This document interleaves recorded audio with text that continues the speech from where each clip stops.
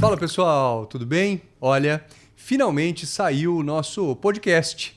Você já deve ter se perguntado, né? Puxa, mas aqui no Vinhos de Corte não tem podcast e tal. Muita gente me manda mensagem perguntando, pô, quando é que você vai ter um podcast? Pronto, tá aqui. Temos o nosso podcast, tá feito a nossa preparação. Demorou um pouco, é verdade, mas agora vai, né? Como o pessoal gosta de dizer, agora vai. E a ideia é que seja um podcast semanal. E a gente sempre traga os temas aqui. Você sabe, né? Você deve me acompanhar aí. Aliás, se você não me acompanha, vale a pena você me seguir lá no Instagram, no YouTube. A gente sempre fala de temas que são temas, assim, para quem está começando a entender sobre vinho. Veja bem, tem uma diferença grande aí. Às vezes as pessoas falam, quem está começando a beber vinho. Não. Você pode beber, pode ser que você beba vinho por muitos anos e ainda não entenda direito, né? Aromas, sabores, aquela coisa toda. E aí você então quer começar a entender. Essa é a ideia, é a gente tirar essas dúvidas aí para quem está começando a querer se aprofundar um pouco mais e a extrair um pouco mais do vinho. Então essa é a ideia desse nosso podcast aqui, que vai ser semanal. Então você fica comigo aqui, depois você me conta, quero um feedback seu. Muitas vezes vai ser aqui no meu escritório, outras vezes a gente pode fazer com enólogos, não vai ser sempre eu que vou estar sozinho aqui, não. A gente vai ter convidados, mas a ideia é que seja sempre um bate-papo, uma conversa. Então aproveita, inclusive, me manda, pode deixar nos comentários se você quiser, me manda as suas dúvidas, as suas perguntas e a gente vai conversando, vai trocando ideias. Quem sabe até um dia a gente não faz um podcast, faz um episódio com as pessoas que interagem aqui no podcast, acho que vai ser bem legal. E sempre vou ter um vinho aqui, porque eu acho que é importante a gente não só falar sobre os temas, mas também mostrar uma dica de um vinho, uma sugestão, né, de alguma coisa. E hoje eu tenho uma sugestão legal, que é um vinho do Douro que eu conheci há pouco tempo, que é um vinho que chama Sem Segredos. Esse Sem Segredos, ele é um vinho feito, como eu disse, lá no Douro, lá em Portugal, lá no norte. Depois a gente fala um pouquinho do Douro. Ele é feito com as uvas Malvasia Fina, Fernão Pires e Viosinho. Eu quero fazer depois um episódio para a gente falar sobre as uvas diferentes.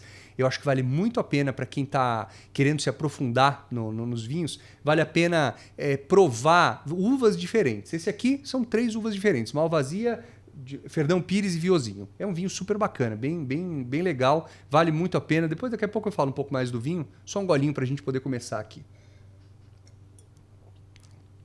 Bem bacana esse vinho. E aí, o que acontece é que uma coisa que muita gente fala, eu vejo, e às vezes eu fico até preocupado quando eu estou em conversas com amigos, em eventos e tal, ou em bate-papo, às vezes num churrasco e tal, eu vejo os tais dos mitos dos vinhos. Eu não sei se você já deve ter ouvido falar, né? Que tem alguns mitos aí que as pessoas vão falando.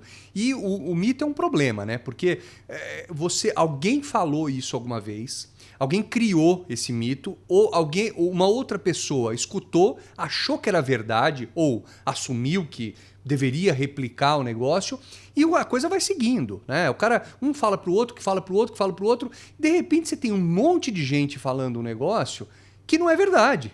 E aí você fala, pô, mas peraí, de onde surgiu? Não se sabe, né? O mito você não sabe de onde que surgiu. Bom, pelo menos eu acho difícil de encontrar quem criou os mitos, mas o fato é que eles atrapalham um pouco. Atrapalham não só para quem está aprendendo, mas atrapalha o mercado de uma forma geral. Porque muitas vezes tem alguns mitos aqui, a gente vai conversar sobre eles, né?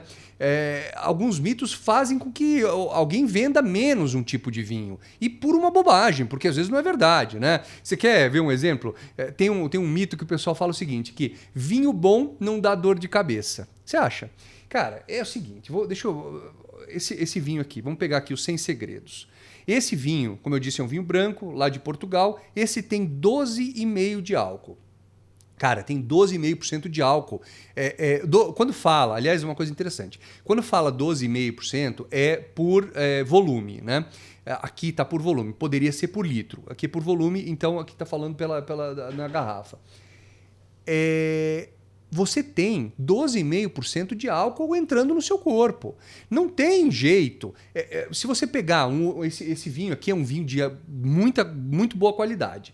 Se eu pegar um vinho que custe 10 vezes mais do que ele e tenha 12,5% de álcool, e um vinho que custe 10 vezes menos do que ele, que tenha 12,5% de álcool, pô, vai ser 12,5% de álcool dentro do seu corpo, igual. Não é a qualidade do vinho que vai fazer você ter dor de cabeça ou não, pô.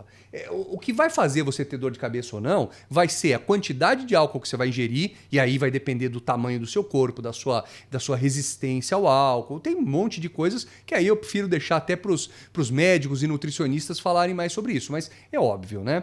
E o quanto de água você bebe? Cara, às vezes eu recebo umas perguntas assim, qual é a função da água na degustação? Pô, a função da água, ela tem uma função básica para todo mundo, que é se hidratar. Todo mundo precisa beber água, né? Você precisa ter água aí para viver. E se você está tomando álcool, o álcool vai te desidratar. Você vai precisar de água para repor essa água que você vai perder. Então, qualquer vinho, não importa se ele seja bom, seja médio, seja ruim, seja caríssimo, seja baratíssimo, ele pode dar dor de cabeça do mesmo jeito. O que acontece, olha só, tem uma diferença. Tem uma diferença não, tem uma coisa à parte aqui. Os vinhos suaves, quando você encontra escrito suave, é importante saber que o vinho suave ele é um vinho doce. Né? E por que ele é um vinho doce e por que ele chama suave? Porque é adicionado açúcar. Aí esse vinho sim, o suave, não esse aqui é um vinho seco, tá? Esse aqui não. Mas um vinho suave, ele tem adição de açúcar. Então o produtor, quando tá fazendo lá, tá preparando o vinho, ele coloca açúcar. Para quê? Para disfarçar aromas, disfarçar sabores, para deixar mais doce. Tem gente que gosta do vinho mais doce e tal. O açúcar, e aí o que acontece? O açúcar que está no vinho, ele vai ser metabolizado no teu corpo antes do álcool. Então, o que acontece? O álcool vai ficar mais tempo no seu corpo. Isso pode dar mais dor de cabeça. Isso acontece com caipirinha, com caipivódica, com toda bebida, todo drink que você for fazer que tenha açúcar. Tá? Então isso é uma função do teu corpo. Não é uma característica única do vinho, mas é importante você saber que o vinho suave, por exemplo, pode dar mais dor de cabeça. Mas é bom que você saiba que é um mito esse negócio de que vinho bom não dá dor de cabeça. Não dá dor de cabeça se você beber pouco e tomar bastante água, né? Se você tiver um ótimo vinho, beber 2 garrafas de vinho e não beber nada de água, pode saber, não interessa, não importa, você vai ter dor de cabeça. E é interessante porque isso é uma coisa que vai passando, como eu disse, né? Os mitos vão passando de um para o outro, os caras vão levando isso e vão acreditando no negócio. Não acredite porque não vale a pena. Uma outra coisa que o pessoal fala muito, que eu vejo, isso acontece muito comigo, né? Eu, às vezes, vou gravar ou até vou beber. Aliás, acontece mais em final de semana, que eu falo assim, puxa, eu vou fazer um churrasco e tal. Aí eu penso num vinho, falo, não sei se eu vou beber esse branco, se eu vou beber esse tinto, se eu vou beber esse espumante e tal. Na dúvida, eu coloco eles na geladeira. Branco, espumante, rosé, eu coloco um monte na geladeira. Claro que eu não abro todos, né? Abro um, se a gente tá animado, abre outro e tal, aquela coisa toda, mas sobra. Aí o que eu faço depois? Para não deixar ficar na geladeira ali, cheio de vinho, depois eu tenho que colocar alimento na geladeira, né? O que eu faço? Eu tiro os vinhos. Não tem problema você tirar. As pessoas falam, poxa, se você tirar o vinho na geladeira, se você, né, o vinho está gelado, se você tirar, ele vai estragar. Eu ouço muito isso em cerveja. Eu não sei dizer se é verdade ou não na cerveja. Né? Dizem que se você colocar a cerveja para gelar, depois quando você tira, ela fica choca. Né? O pessoal fala que fica choca. Eu não sei, tem que perguntar para um especialista em cerveja, mas o vinho não vai acontecer isso. É bom você saber. O que acontece é o seguinte, o vinho ele precisa de uma temperatura... aliás, vamos voltar. Se o vinho ficar muito quente, ele pode estragar. Isso é fato. Tá? Então, temperaturas muito altas para o vinho são ruins. Muito quente, o que seria muito quente? Você está num churrasco, ou você está num dia tarde, né, num dia de sol, e deixar bater sol no vinho ali, ele vai esquentar. Isso aí vai provavelmente estragar. Ou você tem, por exemplo, na sua casa uma adega, né, uma adega que você... Não uma adega refrigerada, você deixa um espacinho ali para vinhos. Aliás, nós vamos falar de adega, vamos fazer um episódio falando sobre adega. E você, naquele lugar, bate sol, bate sol, bate sol. Quando bate sol, vai ficar esquentando, esfriando, esquentando, esfriando, esquentando, esfriando todos os dias. E isso vai fazer com que o seu vinho estrague. Isso é fato. Colocar ele na geladeira, voltando para a geladeira aqui, né? Colocar ele na geladeira, você vai esfriar o vinho, não tem problema nenhum. É bom até. Você esfria, ele fica tranquilinho lá, calmo e tal. Se você tirar da geladeira, ele volta para a temperatura ambiente. Quando você fez isso, não tem problema nenhum, não vai estragar. O problema é se você ficar colocando e tirando toda hora, e aí, pô, não tem jeito, você vai ficar mexendo na estrutura do vinho por muitas vezes. Ah, mas quantas vezes, né? Então, eu posso colocar 2 vezes, 3 vezes? Pode, não tem problema. Você, sei lá, eu peguei esse 100 segredos aqui, achei que ia beber ele nesse final de semana, coloquei ele lá para gelar. Puta, não bebi. Bebi outro vinho, guardei. Tá bom, tirei ele, se você não quiser deixar na geladeira, deixa guardado. Ah, final de semana, agora vai o 100 segredos, vou colocar lá de novo. Coloquei ele, não bebi de novo. Pode tirar? Pode tirar. Não é a melhor coisa para se fazer. Não é o melhor tratamento para o vinho, mas não vai estragar o seu vinho. Isso que eu acho que é o mais importante a gente saber. O legal, claro que o melhor é você se programar. Mas como eu disse, eu mesmo acontece isso direto. Eu penso aí, falo, vou fazer uma festa, vou ter, sei lá, vamos ter 10 pessoas. Eu coloco lá 6 garrafas de vinho. Às vezes o pessoal não está tão animado, toma só 5. Sobrou uma garrafa lá, eu tiro depois, guardo e está tudo certo, não tem problema. E falando em tirar e colocar e guardar e churrasco, essa coisa toda, me lembra um outro mito, né? Que o pessoal fala, que eu acho muito interessante, que é o seguinte, agora não sei se você já viu, se você já se deparou, já encontrou um vinho em lata. Vinho em lata, ele é relativamente novo aqui no Brasil, e é uma forma de se colocar, de se envasar vinho, da mesma forma que se invasa outras bebidas. A lata, ela é a mesma, né? Ela tem algumas diferenças assim, muito pequenas, muito técnicas, que nem vale a pena a gente se preocupar. É a mesma lata que se usa, por exemplo, para cerveja, para refrigerante, para suco, para tudo que a gente encontra em lata. E é uma lata que tem o recipiente dela é inerte, ela ela não troca informação com o vinho. Ou seja, a lata não vai passar gosto para o vinho. Você não vai pegar um vinho em lata, vai servir esse vinho e você vai ter um sabor metálico, por exemplo. Eu já ouvi o pessoal falar, pô, mas eu não tomo vinho em lata porque eu acho que vai ter sabor metálico. Não vai ter sabor metálico, isso é fato, tá? É um mito que ela tem sabor metálico, né? O fato é que as latas, elas não têm até hoje um estudo, e acho que não vão conseguir tão logo esse estudo, de longevidade. Ou seja, se você pegar uma garrafa como essa, que veio com rolha, né, ela estava com a rolha aqui e tal, fechado, apesar de ser um vinho branco, é uma garrafa que pode ser guardada por bastante tempo. Esse aqui, ele é 2021. Esse é 2021. A gente está gravando em 2023. Tem 2 anos. Daria para guardar mais 1, 2 anos, até uns 3 anos talvez desse para guardar esse vinho aqui. O vinho em lata não. Aí sim é verdade. Se alguém falar para você, o vinho em lata, ele não tem, ele não deve ser guardado por muito tempo. É verdade. Não vale a pena você comprar. Eu costumo brincar, você fala o seguinte, não vai fazer uma adega de vinho em lata, pô.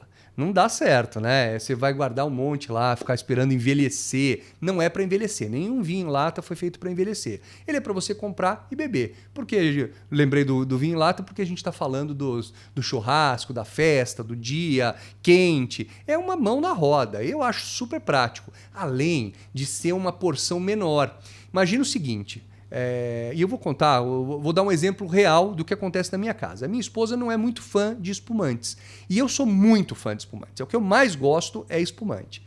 E muitas vezes ela quer tomar um vinho tinto, quer tomar um vinho um pouco mais encorpado e tal. E eu tô afim mesmo daquele espumante. Só que eu penso o seguinte, eu vou tomar um pouco de vinho tinto com ela. Eu vou abrir uma garrafa de espumante também. Vão ser 2 garrafas. E sendo que eu vou tomar a garrafa de espumante sozinho, é muita coisa. Tá? Então, para mim, uma latinha de espumante é uma solução perfeita. Porque eu abro a lata, eu sirvo... Para mim, o pessoal fala que dá 2 taças. Eu digo que dá 1,5 taças, vai... Então você enche uma taça de espumante, depois você tem mais um pouquinho, tem uma outra taça e tá perfeito, tá tudo certo. Depois eu posso tomar um pouquinho do vinho tinto e deu tudo certo. Então tem tem esse benefício ser uma porção menor, né? Ser uma quantidade menor. Tem lata de 270 ml e 350, igual essas que a gente encontra aí de refrigerante, de cerveja e tal. Então é também um benefício que a gente tem. Mas é importante saber, o vinho em lata não é ruim, o vinho em lata não passa sabor para a bebida, ele não vai ficar com sabor metálico, mas você deve tomar ele rápido. Comprou, você vou fazer um churrasco esse final de semana. Então você pode comprar essa semana, vai lá, faz coisa. Mas eu posso guardar 2 semanas? Posso guardar um mês? Pode, claro. Não é também que você fala, pô, mas eu tenho que tomar imediato. Chegou, comprou, gelou e bebeu e tchau. Não, você pode guardar também. Não é desesperador assim. Mas não vai guardar 6 meses, 1 ano, que não vale a pena, tá? Eu nunca fiz um teste, eu nunca guardei por muito tempo. Aliás, acho que eu vou até fazer. Eu vou pegar uma latinha que eu tenho lá de vinho rosé.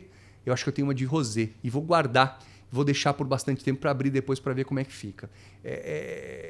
Vamos ver o que vai dar. Bom, uma outra coisa que eu acho interessante, deixa eu só tomar mais um golinho aqui. Eu falei que ia falar sobre esse vinho. Deixa eu falar para vocês aqui. Esse vinho aqui, ele é feito lá numa região que é muito legal, que é a região do Douro. O Douro é a primeira região demarcada do mundo. É uma região muito antiga. E eles são muito bons de fazer vinho tinto, tá? Os vinhos tintos do Douro são muito encorpados, muito intensos. Aliás, é no Douro que se faz o vinho do Porto. Não sei se você sabia disso. O vinho do Porto, ele é comercializado no Porto, lá em Portugal. Mas ele é feito no Douro, que é perto. Mas não é coladinho, não. Você tem que... tem uma estradinha boa para descer ali para chegar no Porto. Mas eles fazem vinhos brancos também. Os vinhos brancos do Douro são muito interessantes porque eles não são tão lembrados. Tá? A gente, quando fala de vinho do Douro, a gente lembra sempre dos vinhos tintos, que são aqueles vinhos, né, mais famosos e tal. Mas os vinhos brancos, eles são muito legais. Esse aqui, Sem Segredos, ele está muito interessante. Eu dei um gole agora, eu resolvi falar. Primeiro pelas uvas, né? Uma Malvasia fina... São 3 uvas. Malvasia fina, Fernão Pires e Viozinho. Essas 3 uvas, elas são bem típicas da região lá do Douro. Você encontra também ali na região dos vinhos verdes, você encontra em Portugal e em outras regiões também. Mas essas uvas, elas são muito bem produzidas lá na região do Douro. E o que acontece, que eu acho muito legal, é que esses vinhos, normalmente é o que acontece com esse aqui, ele tem um pouco mais de corpo, não é um vinho branco muito levinho, ele é um vinho que tem um pouquinho mais encorpado, mas ele tem frescor, ele é fresco na boca, dá para você beber ele por exemplo, com um peixinho grelhado, dá para você fazer uma saladinha e tal, mas não é aquele vinho que você bebe, não sei se já aconteceu com vocês aí, você pega um vinho branco, você toma, ele parece que ele some na boca.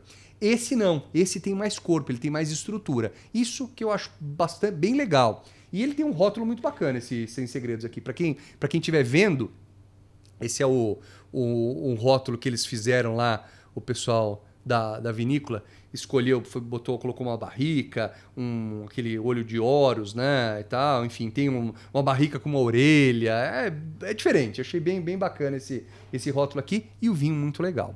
Bom, mas a gente está falando aqui dos nossos mitos dos vinhos, né, isso me lembra um outro mito, inclusive falando de vinho branco, né, aliás, eu ouvia muito isso quando eu comecei a beber vinho, que dizia o seguinte: bebedor de vinho, olha só o que os caras falavam. Quem bebe vinho, né, o bebedor de vinho mesmo, bebe vinho tinto. Vinho branco é para quem não sabe nada. Nossa, cara, isso para mim era uma coisa assim absurda. Eu nunca achei que isso fazia sentido e quanto mais eu fui estudando, cada vez menos fez sentido. Inclusive, tem que contar que se você me perguntar, se você me colocar na frente assim, falar, olha, tem um vinho branco e um vinho tinto. Você só pode pegar um. Qual que você escolhe? Com certeza eu escolheria o branco.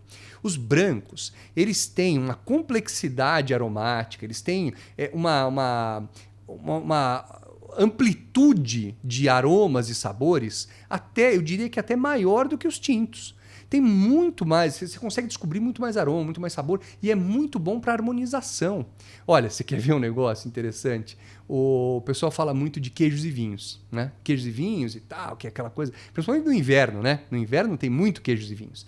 E eu vejo o pessoal colocando aquele monte de queijo, aqueles queijos brancos, queijos amarelos, né? Ou até brie, camembert e tal. E pá, um vinho tinto lá, um tinto bem encorpadão e tal. Tudo bem, não tem problema nenhum, né? Você pode fazer como quiser, a gente vai falar bastante de harmonização aqui no podcast também.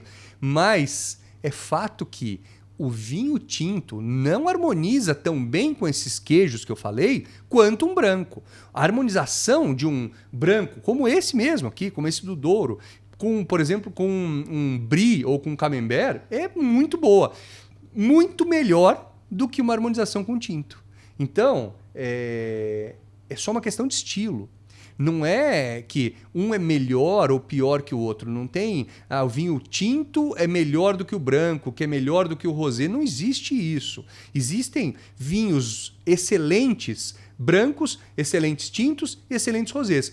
Como existe também vinhos muito ruins brancos, muito ruins tintos e muito ruins rosés. Não tem uma regra de que, então, o que é ruim vai ser branco, o que é ruim vai ser rosé. Imagina, isso não faz o menor sentido. Se você já escutou isso, como eu já escutei muitas vezes, agora eu estou escutando menos. Mas eu escuto às vezes, principalmente aquelas pessoas que têm aquelas coisas mais arraigadas, assim, que, sabe, tem aquela opinião e não querem mudar e tal. Aliás, isso me lembra um outro mito, que eu conheci um cara, eu vou até contar essa história para vocês. Eu conheci um cara que ele morou em Portugal. E eu estava começando a estudar os vinhos, estava terminando o meu curso na ABS, na Associação Brasileira de Sommelier. E ele então soube, a gente estava numa festa e tal, ele soube que eu estava estudando vinhos e tal, ele veio falar comigo, morei em Portugal, legal e tal. Ele falou, olha, você sabe que eu demorei, mas eu consegui achar o meu tipo de vinho. Bom, legal, vamos lá então, como é que é? Falou, olha, primeiro eu fiz o seguinte, eu fui no supermercado, peguei vários vinhos, né, de várias regiões de Portugal. Ele estava em Portugal e aí então tinha que ser vinho de Portugal. Lá em Portugal eles tomam muitos vinhos lá do país, né? E ele falou que tomou vinho do Douro, tomou vinho do Alentejo, tomou vinho do Dão, tomou de várias regiões e ele descobriu então, nessa prova que ele fez, que ele gostava de vinhos do Alentejo. Bom, não sei como que ele chegou nessa, porque podia ser que os outros vinhos fossem ruins e aquele fosse bom, enfim. Mas até aí, vamos lá, calma que piora. E aí o cara então falou, bom, eu já sei que eu gosto de Alentejo. Então ele comprou 2 ou 3 vinhos do Alentejo, numa próxima vez que ele ia beber, e ele então falou, agora eu vou comprar um vinho que tenha 12 de álcool, um que tenha, sei lá, 12,5 e um que tenha 13 de álcool, para eu ver o que eu gosto mais. E aí ele então, isso o cara contou para mim, não é? Eu não estou inventando uma história aqui para vocês. E aí ele então descobriu que nessa prova dele, que ele gostava de vinhos que tinham 12,5 de álcool. Por acaso é como esse aqui, que tem 12,5 de álcool, né? Então ele falou que ele concluiu que ele gostava de vinhos do Alentejo que tinham 12,5 de álcool. Cara, não faz o menor sentido isso. Isso eu estou falando porque me lembrou um outro mito que o pessoal sempre fala, que quanto mais álcool, melhor, né?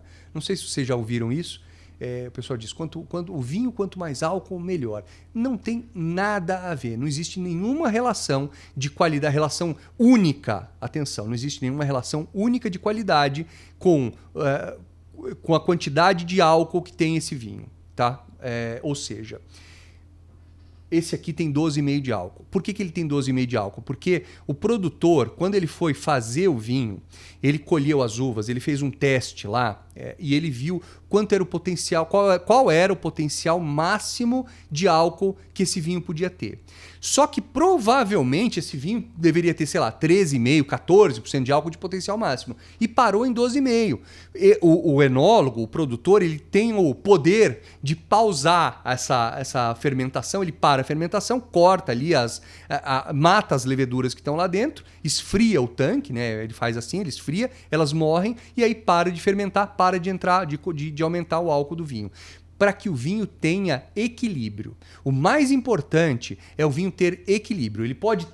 Esse vinho poderia ter 12,5 e ser bom. Ele poderia ter 12 e ser bom. Ele poderia ter 14 e ser bom, desde que ele fosse equilibrado. O mais importante é o equilíbrio do vinho, não é o álcool. Você pode me perguntar, mas então por que eles colocam álcool aqui?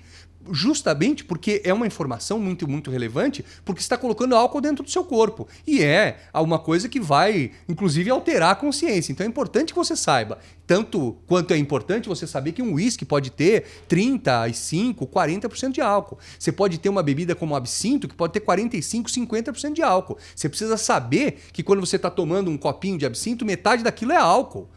Você precisa saber disso para você saber quando você vai beber também, para você, enfim, você já entendeu. Então, é uma informação técnica, é uma informação importante, mas não quer dizer que porque ele tem 12,5 de álcool, se eu pegar um outro vinho branco que tenha 13, vou dizer, não, claro, o de 13 é muito melhor. Não, você só vai saber quando você beber. O que importa, gente, é o que está aqui dentro, não o que está escrito aqui. É claro que você pode acontecer isso, de você pegar um vinho e você colocar ele no nariz e cheirar, ele tem muito cheiro de álcool, ele tem um cheiro forte ali, né? Isso representa um desequilíbrio. Significa que o produtor deixou passar, provavelmente ele deixou passar mais do que deveria. E o aroma de álcool se sobressai aos aromas de frutas, né? Todos aqueles aromas que a gente já conhece e que a gente gosta tanto. Se não tem esse equilíbrio, aliás, pelo contrário, se tem equilíbrio, não tem aroma de álcool aparecendo. Seja 12, 12,5, 13, 13,5, 14%. Eu já tomei um vinho seco. Não vinho do Porto, tá? Mas já tomei um vinho seco do Douro que tinha 17% de álcool. Você vai dizer, agora não, agora 17% de álcool, você só sentia álcool. Eu não sentia nada de álcool, porque ele era equilibrado, era muito encorpado. Ele precisava de bastante tanino, precisava de bastante acidez, são o que a gente chama dos os pés, né? O tripé do vinho. Se ele tiver tudo isso equilibrado, você não vai sentir com 12, com 13, com 14, com 17% de álcool, tá? É diferente de um vinho fortificado, que é, por exemplo, o caso dos vinhos do Porto. Que eles são adicionados, eles vão fermentando e um momento para encerrar a fermentação é colocada a aguardente vínica. Por isso que ele fica com 20%, 18%, 19%, às vezes 20% de álcool. E aí você sente, muitas vezes você sente o aroma e sente na boca, ele bem quente na boca também. Isso é a ação do álcool. Então, para esses vinhos secos, esses vinhos que a gente consome normalmente, a quantidade de álcool não tem nada a ver com a qualidade. Ela é um indicador. Se ela estiver bem equilibrada, pode ser 12, 12,5, 13, 15%, não tem problema nenhum, tá? Então, gente, essa eu queria trazer para vocês aqui nesse nosso primeiro podcast, trazer esses mitos dos vinhos, porque é muito importante que você escute, que você pense, e aliás, eu trouxe alguns aqui. Tem muitos outros. Mais importante do que você sair replicando é você parar para pensar. Quando alguém falar para você, vinho branco não é bom, melhor é vinho tinto. Peraí, será que é isso mesmo? Vamos pensar, Quanto mais a gente refletir, mais a gente pensar juntos, a gente tiver conhecimento, melhor a gente vai beber melhor e não vai ficar refém desses mitos, tá? Então, gente, esse é o nosso primeiro episódio do podcast, eu espero que você tenha gostado. A gente vai voltar com muito mais, você já sabe, vai ser semanal. Se você gostou, se você está escutando pelas plataformas aí de podcast, deixa aí as estrelinhas para mim, que dizem que ajuda bastante. Você pode colocar 5 se você quiser, vou ficar feliz. E deixa uns comentários. Eu quero que você me mande também aí nos comentários o que você achou ou o que você tem dúvida para que a gente possa fazer os próximos, tá bom? Você pode ver esse podcast também no meu YouTube, que é youtube.com/vinhos de corte. Vai estar sempre lá também para você assistir. Gente, a gente volta semana que vem com o próximo episódio e eu tô te esperando aí, tá bom? Valeu!